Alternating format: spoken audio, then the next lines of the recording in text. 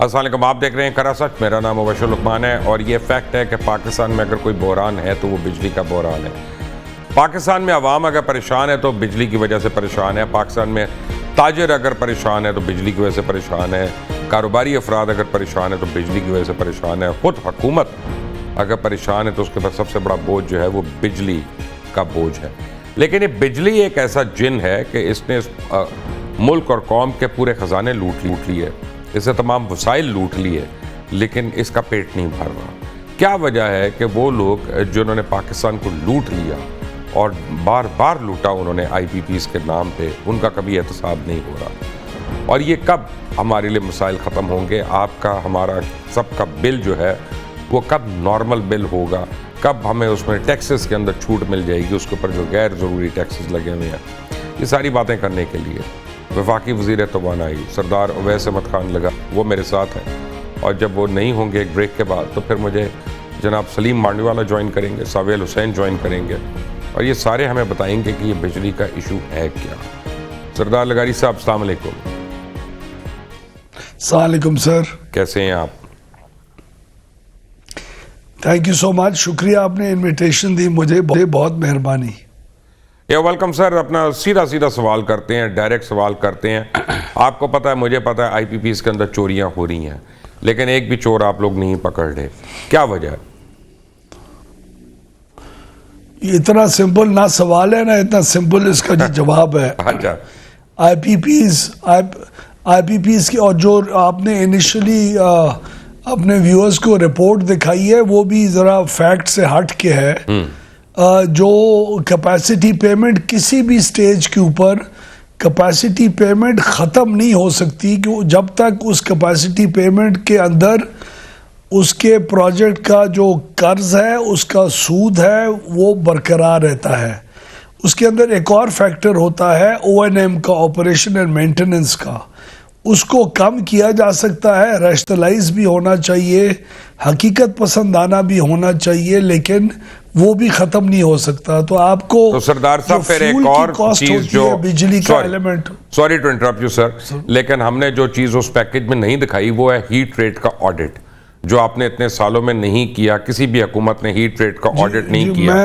मैं आ गया, उसका कैपेसिटी पेमेंट से कोई ताल्लुक नहीं है, उसका एनर्जी कॉस्ट से ताल्लुक है।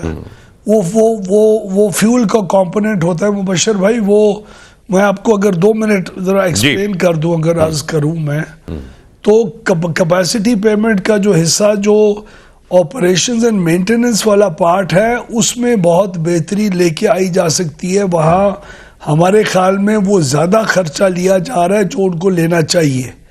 जो इनिशियल कॉस्ट्स थी इन IPPs को जी सेटअप करने में, या कॉस्ट प्लस का टैरिफ देने में, या अप फ्रंट का टैरिफ देने में, उस ज़माने में वो भी गालिबन इतनी एफिशिएंट नहीं थी जो आपको कंपेटिटिव बिडिंग से मिल सकती थी। तो पाकिस्तान ने आज तक माजी में, ये मैं बहुत सारी जगहों के ऊपर कह चुका हुआ हूँ एज ए मिनिस्टर, कि पाकिस्तान ने कभी भी लीस्ट कॉस्ट मेथडोलॉजी के ऊपर। उवैस लगारी साहब जो है, उनके शायद लाइट गई है, तो मैं उनकी आवाज़ जब आती है, उनसे कनेक्शन होता है तो मैं आपको बताता हूँ। मैं आपको एक 2-4 बड़ी सिंपल सी चीज़ें बताऊँ कि ये जो IPPs हैं, इनको टैक्स की छूट दी जा रही है। एक बड़ी अजीब सी बात है कि एक ऐसे वक्त में जब आप और हम टैक्सेस की भरमार हमारे ऊपर है और हमारे ऊपर तलवार हमारे ऊपर लटकी हुई है। ये जो पावर प्लांट्स हैं, इनको टैक्सेस यानी 12.17 खरब रुपए की टैक्स की छूट मिली है। सलीम मांडवाला भी मेरे साथ है, सेनेटर सलीम मांडवाला। अस्सलाम वालेकुम। आप कैसे हैं? ठीक है। आपके और पीपल्स पार्टी के दौर में जो IPPs के मुआहदे हुए थे वो हमारी जड़ों में बैठ गए हैं, इन मुल्क को खा गए हैं वो। ये तो आपको मानना पड़ेगा। मुबशर साहब, मैं ये बात बिल्कुल नहीं मानता। ना माने, वो सियासतदान पैरों पे पानी नहीं पड़ने देता, हम क्या करें? नहीं, ये देखें, मुआहदे का ये मतलब नहीं था कभी भी कि आप उनके फोरेंसिक ऑडिट ना करें, आप उनका जो एनर्जी का ऑडिट है वो ना करें। मतलब देखें, मुआहदे का ये मतलब थोड़ी है कि उनको खुली छुट्टी दी जाए और वो जो मर्जी आए बिलिंग करें, जो मर्जी आए अपना इनवॉइस रेज करें और आप पे करते जाएं। ये तो देखें, ये तो इनएफिशिएंसी है सक्सेसिव गवर्नमेंट्स की, कि कभी भी आईपीपीज का ना ऑडिट हुआ। और आपको मैं बताता हूं, 2013 की या 14 की मैं बात कर रहा हूं, ये इशू कमेटी में हमारी उठाया गया था, फाइनेंस कमेटी ने, कि 474 बिलियन रुपीस की पेमेंट हुई थी इन 48 आवर्स टू आईपीपी। और मैंने मिनिस्ट्री से, स्टेट बैंक से, नेशनल बैंक से ये पूछा कि भाई ये 48 आवर्स में 474 बिलियन की पेमेंट कैसे हुई। उन्होंने कहा जी ये इमरजेंसी में पेमेंट की थी, क्योंकि बहुत लोड शेडिंग हो रही थी और हमें जरूरत थी कि जी आईपीपीज को पेमेंट हो ताकि ये बिजली जनरेट करें।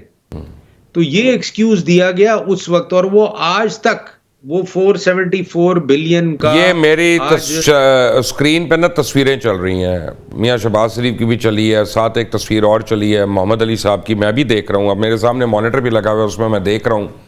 और कमाल उसने इत्तेफाक है कि इस वक्त वो आप सारों के बीच बैठे हैं, लेकिन जब ये चेयरमैन थे SECP के, तो security exchange commission of Pakistan के, दोबारा उनकी तस्वीर चली है मोहम्मद अली की, तो इन्होंने प्राइम मिनिस्टर को खत लिखा था कि हीट ऑडिट होना चाहिए, हीट रेट का ऑडिट होना चाहिए, तो इनको टर्मिनेट कर दिया गया था, इनको टर्मिनेट कर दिया गया था। ये अब दोबारा आ गई उनकी तस्वीर सामने, कमाल नहीं है? और आज वो आपकी सफ़ों के बीच बैठे हुए हैं। देखें, मेरा कहने का मतलब ये नहीं है कि उनको टर्मिनेट कर दिया गया था या उनको नहीं कर दिया गया था। मेरा सिर्फ पॉइंट ये है कि आपने इन आईपीपीज को अकोमोडेट किया है और इसमें मैसिव किस्म की करप्शन भी हुई है, क्योंकि हुई है ना करप्शन। मैं एक मिनट, सरदार साहब हमारे साथ हैं जी, जरा सरदार साहब अस्सलाम वालेकुम, आर वी बैक? सलाम सर, बड़ी आपने जाती किया है, बड़ी जाती की अभी आपने प्रोग्राम में, आपने क्या मेरी लाइट चली गई है। अच्छा, मुझे लगा है कि जाती रहती है, वैसे लाइट नहीं गई। आपका डीएस तो आपके वो आपके लिए आपकी वो डीएसएनजी का पेज, स्पेसिफिकली आपके डीएसएनजी का पेज लूज, हमारे डीएसएनजी का पेज लूज, हमारे दिमागों का पेज लूज अपना। आप फिक्र ना करें, आपकी इस बात के बाद टेक्निकल जो है ना वो इस वक्त छत पे चढ़ रहा होगा और बस उसने छलांग मारनी है। मैंने नहीं ये बात की, मैंने नहीं। अच्छा चले सरदार साहब, वो डीएसएनजी का खराब था। अच्छा सर, मैं आपको दो एक मिनट मुबशर भाई, बड़ी है सर, सीरियस बात है सर, बड़ी सर, रिकॉर्ड की बात है सर, एक सेकेंड देखिए, बात सुने।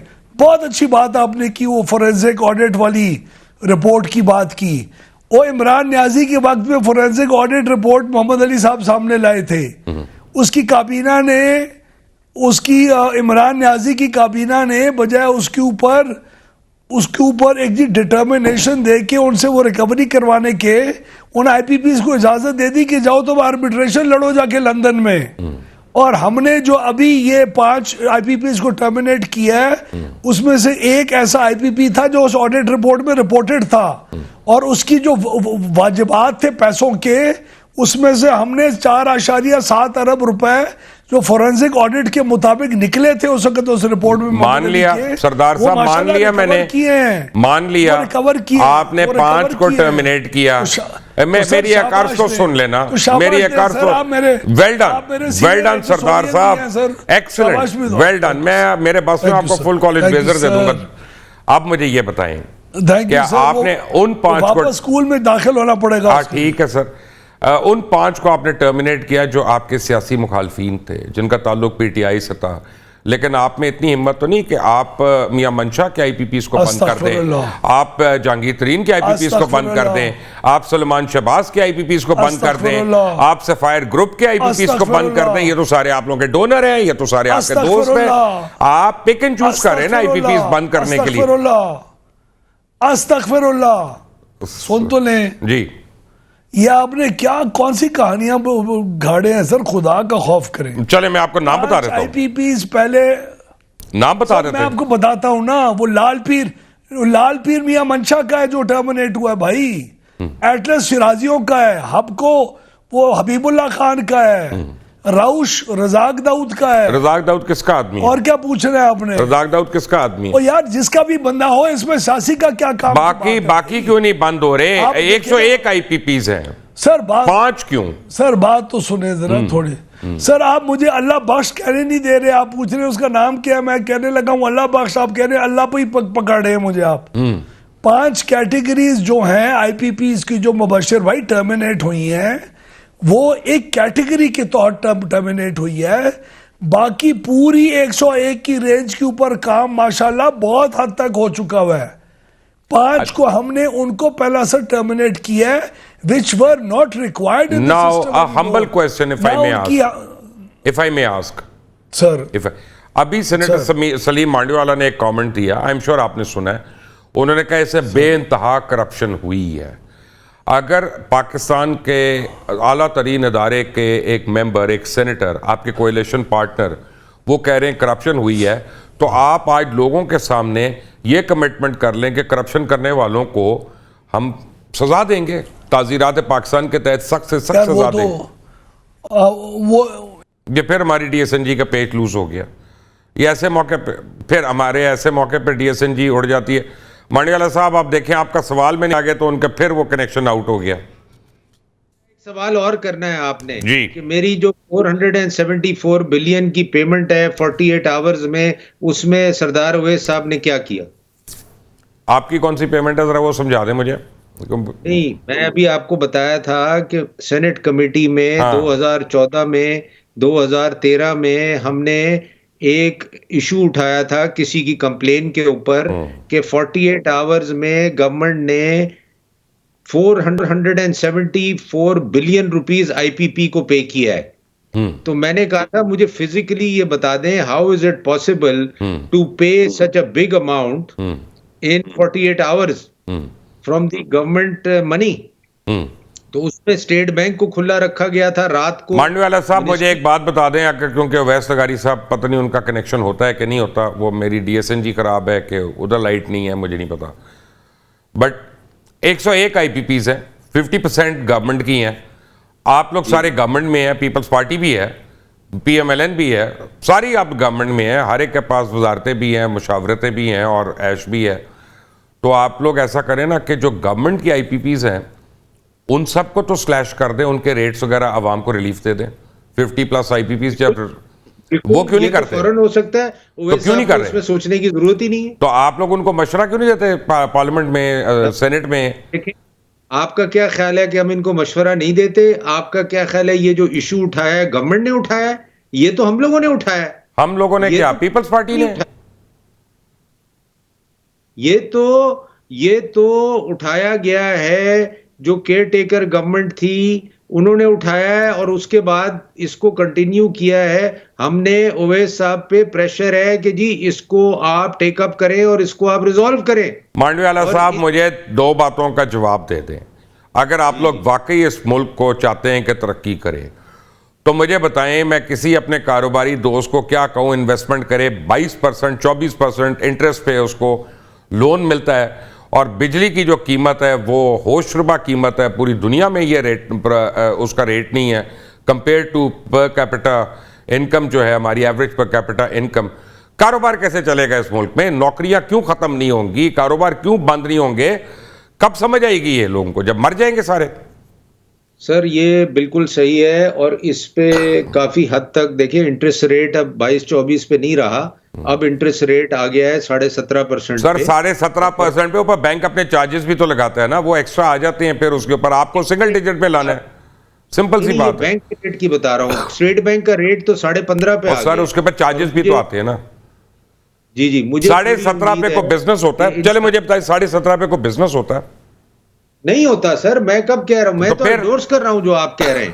बट मैं कह रहा हूं कि इन्फ्लेशन के मुताबिक ये इंटरेस्ट रेट बढ़ाया गया था, अब इन्फ्लेशन नीचे आ रहा है तो एवरी क्वार्टर 2-2.5% इंटरेस्ट कम हो रहा है और मुझे पूरी उम्मीद है कि बाय नेक्स्ट ईयर ये इंटरेस्ट रेट सिंगल डिजिट में आ जाएगा।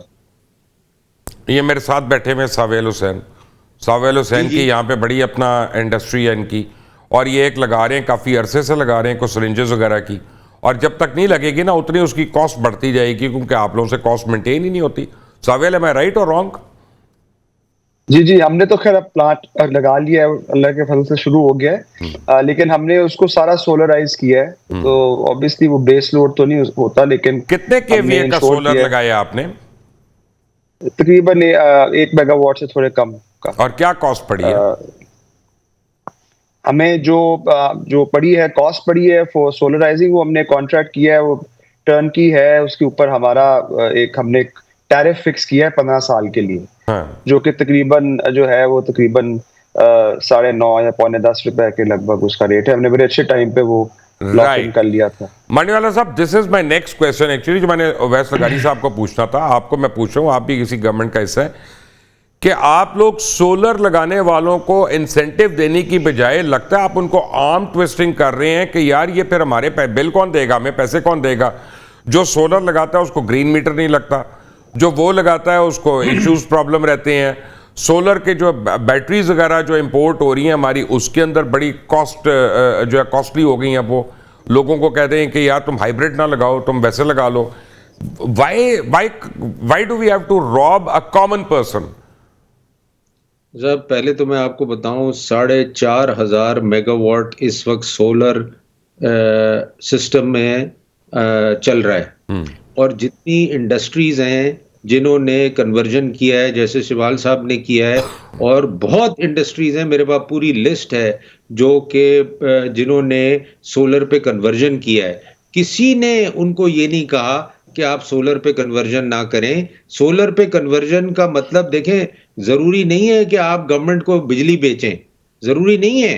ये तो आपकी मर्जी है कि अगर आप गवर्नमेंट को बिजली बेचना चाहते हैं तो आप नेट मीटरिंग का मीटर लगाएं, अदरवाइज तो ये तो डायरेक्ट यूजेज के लिए है। और भाई शाम को क्या करेंगे? आपने अपने घर में लगाया, शाम को आप क्या करेंगे? नहीं, देखें, शाम की बात नहीं है, बात ये, मैं नहीं कह रहा कि आप इलेक्ट्रिसिटी छोड़ दें। Basically this is to generate enough electricity for your usage. और शाम को जहां तक आप लोग ऐसा करते हैं कि जब सोलर टाइम नहीं है ना, जब पीक टाइम है, शाम को उसको आपने पीक टाइम कर दिया, वो 70 रुपए रेट है, और सुबह जो आप बिजली कंज्यूमर से ले रहे हैं वो आप 8 रुपए या 10 रुपए पे ले रहे हैं। यार कमाल नहीं है कि जो बिजली आप 10 रुपए पे ले रहे हैं वो आप 70 रुपए पे दे रहे हैं? ये किस किस्म का हिसाब है? वो देखें सर, वो तो एक गवर्नमेंट ने ऑप्शन दिया है ना कि आप से वो बिजली लेंगे। मेरा तो पॉइंट ये है ही नहीं। मैं तो कहता हूं लोगों को इस चक्कर में पड़ना ही नहीं। मैं आता हूं इस पे, को बिजली दें। सावेल हुसैन भी मेरे साथ हैं, सलीम मांडीवाला भी मेरे साथ। कोशिश करेंगे कि सरदार लगारी साहब भी आ जाए हमारे साथ और डीएसएन जी कनेक्ट हो जाए। All of that after break. Take a break.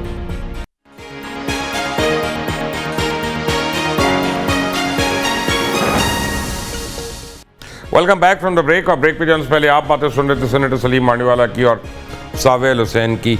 सरदार लगारी साहब का दोबारा हमसे कनेक्शन बहाल हो गया। सरदार साहब, 2-3 बातें बड़ी क्लियर हैं। Let me explain in a nutshell कि जो सेनेटर मांडीवाला ने भी कहा कि एक तो बेइंतहा करप्शन हुई है आईपीपीज के अंदर।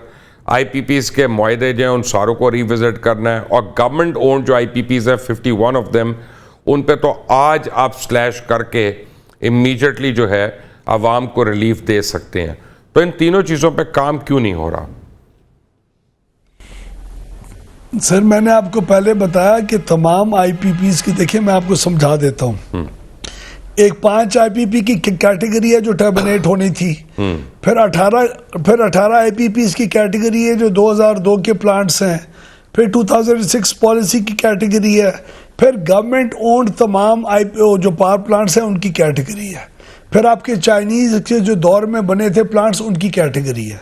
चाइनीज के दौर को आप खुद सुन रहे हैं, पिछले 3 महीने से मैं और फाइनेंस मिनिस्टर उसकी कैटेगरी के प्लांट्स को रिव्यू करके डेट रीप्रोफाइलिंग की तरफ जा रहे हैं। नंबर 1, कोल कन्वर्जन की तरफ जा रहे हैं। Number 2, so that's the CPEC part. In 5 plants को हैंडल कर लिया है। गवर्नमेंट के प्लांट्स की आरओई को कम करके तकरीबन आपको 150 अरब रुपए का सालाना फायदा पहुंच जाएगा, उसकी तरफ भी जा रहे हैं। उनकी ओएनएम भी कम कर रहे हैं। और बाकी जितने आईपीपीज हैं उनको हम कोशिश कर रहे हैं कि इंशाल्लाह उनके साथ नेगोशिएट करके बाहमी मुशावरत के साथ, जिस तरह इनके साथ एक ऑनरेबल तरीके से वो टैक्टफुली दोनों ने जॉइंटली एग्री अपॉन किया है, उनके साथ भी ऐसी एग्रीमेंट करेंगे जो आपको जनरेशन साइड के ऊपर आप जनरेशन साइड के ऊपर कितनी साइंस है, मुझे ये बताएं। इनके कॉन्ट्रैक्ट्स जो हैं 2 साल तक के रह गए हैं, और अगर आप बहुत साइंस है जब आप सुन लें, अगर आप उनको कहते हैं कि यार ये तुम्हारा कंडम हो गया है 50% पे आप साइन कर लो अगले 10 साल के लिए, वो आएंगे 50% पे? क्यों नहीं आएंगे सर? 450 अरब रुपए को तो आपको इन 5 का एडवांटेज मिल गया सर। सर हम लोग हर कॉन्ट्रैक्ट को हर एंगल से देख रहे हैं और बहुत अच्छा एक्सटेंसिव काम हो रहा है, और कोई भी इससे ज्यादा हार्वेस्ट करप्शन हुई है इन द फ्यूचर। जो करप्शन हुई है, करप्शन देखिए, बात सुने, किस चीज के अंदर करप्शन हुई है? जो कॉन्ट्रैक्ट उनको दिए गए उसके मुताबिक उन्होंने काम किया है। दूसरी बात यह, तो फिर ये पीपल्स पार्टी ने गलत कॉन्ट्रैक्ट किए हैं सर? नहीं सर, मैं तो कॉन्ट्रैक्ट किसने किए हैं? पीपल्स पार्टी ने किए हैं ना सर। दो मिनट बात सुन लें सर प्लीज।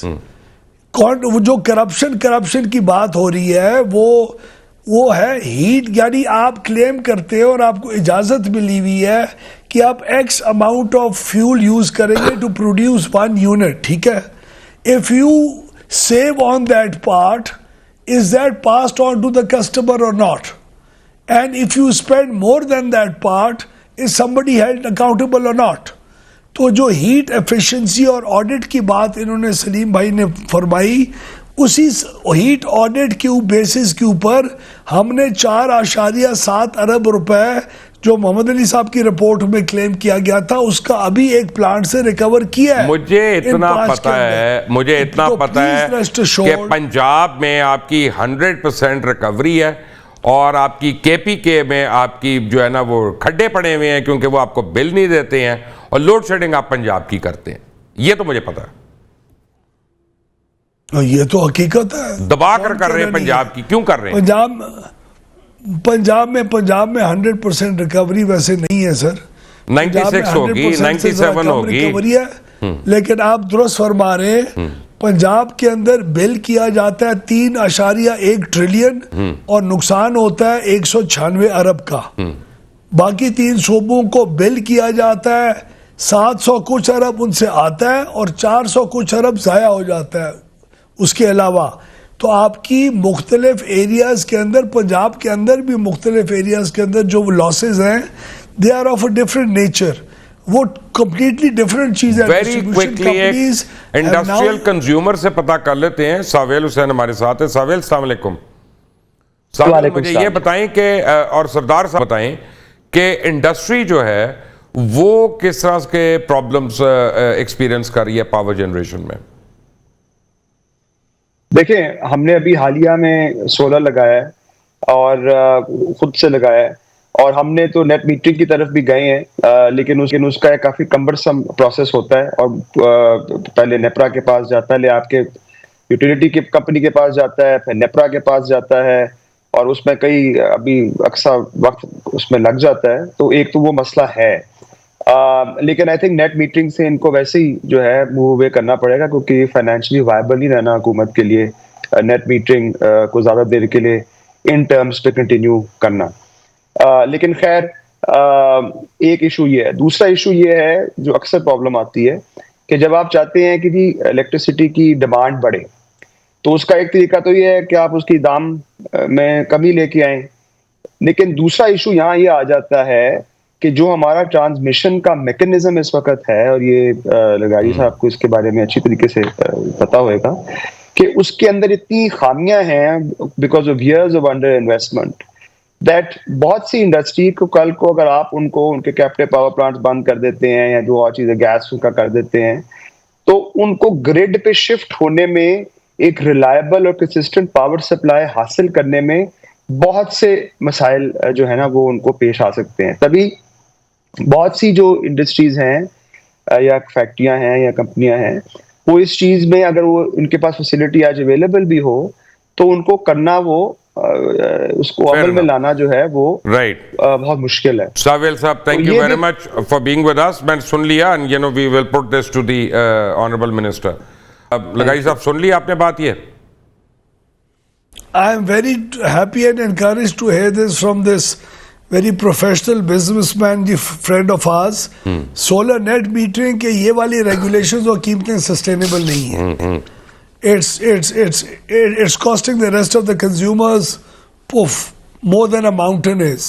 दूसरी बात यह है कि रिलायबिलिटी बिल्कुल ये फरमा रहे इशू है, इसलिए हम कैप्टिव गैस के ऊपर, कैप्टिव पावर के ऊपर से जो शिफ्ट करने के लिए एक बहुत बड़ी मुहिम हमने चलाई हुई है, वो that will be based on the new connections will be based on SLAs and they will have to be a lot of penalties that the distribution companies will have to pay in case that SLA is not adhered to and is not strictly abided by. तो वो हम SLA service level agreements लेके आ रहे हैं for the industry, और दूसरा rates भी इंशाल्लाह कम करेंगे।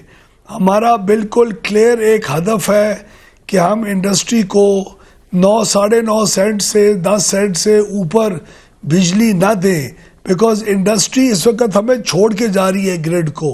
17% रिडक्शन है पिछले अगस्त और इस अगस्त की, तो हमारे लिए खुद ये बहुत बड़ा कंसर्न है। And in the very near आपके लिए तो ये कंसर्न होना चाहिए। मुझे पता चला कि आपकी मिनिस्ट्री ने लेस्को से कई महीने हो गए हिसाब मांग रहे हैं कि अपनी एसेट में लिस्ट वगैरह बना के दो, और उनसे वो ही नहीं बन रही, तो आप उसको प्राइवेटाइज ही नहीं करते। अब आप फेस्को पे चले गए और जगहों पे चले गए हैं, क्योंकि लेस्को ने आपको वो कोई एसेट लिस्ट ही नहीं दी है। आपकी तो डिस्कोस जो है वो एक सीरियस प्रॉब्लम हो रही है। नहीं सर, डिस्ट्रीब्यूशन कंपनीज अब अल्हम्दुलिल्लाह नए बोर्ड्स के आने के बाद बहुत संभल गई है, और हम 3 कंपनीज को प्राइवेटाइजेशन में पहले लेके जा रहे हैं, फैसलाबाद, इस्लामाबाद और गुजरावाला। मैंने वही कहा, फेस्को और मैपको जो है नहीं, लाहौर और जो मुल्तान है वो नेक्स्ट फेज में जाएंगी। फर्स्ट फेज में गुजरावाला, इस्लामाबाद और फैसलाबाद जा रही है, जो अगले साल we should have privatise them इंशाल्लाह। मांडवीवाला साहब, 2 बातें समझ आ गई हैं मुझे लगारी साहब की बात से। एक तो ये कि जो कॉन्ट्रैक्ट्स पार्टी ने किए थे आपके दौरे हुकूमत में वो सही नहीं थे, और आज तक हम जो है उन कॉन्ट्रैक्ट्स की ऑब्लिगेशन के अंदर हम मार खा रहे हैं। और आपको याद होगा कि 2 दफ़ा लगारी साहब कुछ कह रहे हैं आप। सर मैंने ये नहीं कहा, क्यों आप ऐसे बात फरमा रहे हैं? सर मुझे और सलीम भाई को आपस में ऐसे झगड़ा हो जाएगा। मैं नहीं झगड़ा करा रहा, ये कहा है नहीं, मैंने ये कहा है जो करप्शन पार्ट है वो हीट रेट और उसकी जो फोरेंसिक्स के अंदर है वहां हुई होगी। जो कॉन्ट्रैक्ट्स थे उसके मुताबिक हुआ, लेकिन contracts were not, no contract in Pakistan has been on a competitive bidding through a competitive bidding process. तो फेयर ना, इसका मतलब कि जाली कॉन्ट्रैक्ट हुआ ना अदर पार्टी। इसका देखे ना सलीम भाई, सर जाली, अच्छा मैं बात तो सुन लेना, मेरी बात सुन लें। अब सवाल यह है कि आपने कंपैरेटिव बिडिंग नहीं की है, और आपने कहा कि फॉरेन कंपनीज आएंगी, जबकि लोकल कंपनियां जो हैं वो अपनी फॉरेन कंपनियां बनाकर उन्होंने यहाँ पे ले लिया। तो बेसिकली हम उनको डॉलर पेमेंट कर रहे हैं, और जबकि हमारा कबाड़ा हो गया उनको पेमेंट करते करते। तो ये अगर हम इसके शुरू से जाते हैं तो ये पीपल्स पार्टी के दौर से शुरू होते हैं, जहाँ से ये गन शुरू हुआ। क्यों मांडवीवाला साहब? नहीं सर, मैं इससे आपसे एग्री नहीं करूंगा लुकमान साहब, और मैं आपको दोबारा कहूंगा कि कॉन्ट्रैक्ट्स में कोई खराबी नहीं है। कॉन्ट्रैक्ट्स को मिसमैनेज किया है मिनिस्ट्री ने भी। किसकी मिनिस्ट्री ने ये बता दें। इसी वजह से किस गवर्नमेंट की मिनिस्ट्री ने? अगर वो कॉन्ट्रैक्ट्स को लेटर एंड स्पिरिट में फॉलो किया जाता तो आज ये प्रॉब्लम नहीं होती। क्या आप लेटर एंड स्पिरिट में फॉलो करते हैं? 2 बारी आपकी सॉवरेन गारंटी बार चैलेंज हो चुकी है, इन्हीं आईपीपीज ने की हुई है, इनसे आप डर रहे हैं? नहीं सर, देखें, मैं वो चैलेंज कर रहा हूं फॉर पेमेंट। हम चैलेंज कर रहे हैं कि ना इनका ऑडिट हुआ है, ना इनका हीट ऑडिट हुआ है, ना इनका फोरेंसिक ऑडिट हुआ है, ना इनका पोस्ट ऑडिट हुआ है, और उसके बगैर 474 बिलियन की पेमेंट हो गई है। आपने भी ये भी मुझे कहा था, प्लीज, और सरदार साहब सुन रहे हैं उस वक्त जब सरदार साहब का कनेक्शन नहीं सही था, कि अगर गवर्नमेंट चाहे तो आज गवर्नमेंट ओन 51 आईपीपी से टैक्स रिड्यूस करके आवाम को रिलीफ दे सकती है 24 घंटे में, और ये नहीं दे रहे। इज दैट राइट और रॉन्ग मांडवीवाला साहब? देखें, सरदार साहब जो बातें कर रहे हैं ना, he has explained to you all the IPPs. he has explained कि गवर्नमेंट के कितने हैं, प्राइवेट कितने हैं, और जो जॉइंट वेंचर्स हैं चाइनीज के वो कितने हैं। तो इन सब को ये बिगिनिंग तो हो गया है काम, मगर ये मैं सरदार साहब को ये कहता रहा हूं कि आप जब तक डिस्कोस को कंट्रोल नहीं करेंगे इलेक्ट्रिक रेट कम नहीं होगा। Problem is not only IPPs, problem is also discourse. कि अगर ये 400 बिलियन और 600 बिलियन का लॉस करेंगे डिस्कोज, तो बिजली का रेट कैसे कम होगा? होगा ही नहीं। तो सरदार साहब, डिस्कोस का जो आपका मैकेनिज्म है वो तो 40-40, 50-50 साल पुराना है, और आपके लाइन लॉसेस जो हैं वही, उनका ही मान नहीं है। हम क्या करेंगे? सर सलीम भाई जो बात कर रहे हैं वो भी दुरुस्त है कि ओवरऑल सेक्टोरल रिफॉर्म्स सस्टेनेबिलिटी की तरफ लेके जाएंगे, सिर्फ आईपीपीज और जनरेशन का पार्ट नहीं है। लेकिन इस वक्त जो हमने 10 रुपए फी यूनिट का एक हदफ रखा हुआ है कीमतों को नीचे लेके आने का, उसके अंदर हमने अभी आईपीपीज की जनरेशन कॉस्ट और कुछ जो टैक्सेशन पार्ट है जो बिल के अंदर, उसको रीवैम्प करने के जरिए इस 10 रुपए का एक हदफ अपने सामने रखा है। ट्रांसमिशन बेहतर होने से 2 रुपए यूनिट मजीद गिरेगा। जो डिस्ट्रीब्यूशन कंपनीज की बात कर रहे हैं जी सेनेटर साहब, उसमें मेरा थोड़ा सा इख्तलाफ ये है कि है 600 अरब का नुकसान है, दुरुस्त फरमा रहे हैं, लेकिन वो 600 अरब इस वक्त फाइनेंस मिनिस्ट्री उसको बाकायदा जी बजट होता है, तो वो टैरिफ का हिस्सा नहीं है। पिछले नुकसान टैरिफ का हिस्सा हैं डीएसएस के अंदर, क्योंकि आप उसको पूरी सर्कुलर डेट का फाइनेंशियल कॉस्ट आप कंज्यूमर के ऊपर डाल रहे हैं।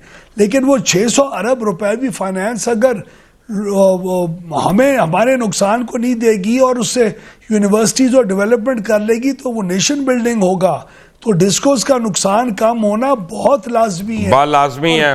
सरदार साहब, मुझे सर 2 सवालों के जवाब चाहिए आपसे। प्राइवेटाइजेशन 2 सवालों के जवाब चाहिए, और दोनों पे मुझे आपसे आज पॉलिसी डिसीजन चाहिए पाकिस्तान की आवाम के सामने। यानी इसके लिए आपको जाने की जरूरत नहीं, आप सिर्फ वादा कर लें कि हाँ ये कर लेते हैं कि आज के बाद पाकिस्तान में किसी को मुफ्त बिजली नहीं मिलेगी। पहले तो ये कर लें ताकि सबको उतनी ही तकलीफ हो जितनी मुझे तकलीफ है। यहां पे आप ऑन एयर बैठ के पाकिस्तान की आवाम से ये वादा कर लें कि किसी को इस मुल्क में मुफ्त बिजली नहीं मिलेगी। किसी को मिल भी नहीं रही सर। क्या मतलब है? खुदा का खौफ करें यार अपना। मैं अब आप चाहते हैं कि सर नहीं मुझे ही कुंडा नहीं, जो कुंडा मारे उनको मुफ्त मिल रही है। कुंडा तो खैर ये मांडीवाला साहब फिर बोलेंगे जब मैं कहूंगा ये इनकी गवर्नमेंट में वो कराची के अंदर कुंडे जो है ना इनके, उसके भी पैसे लेते हैं।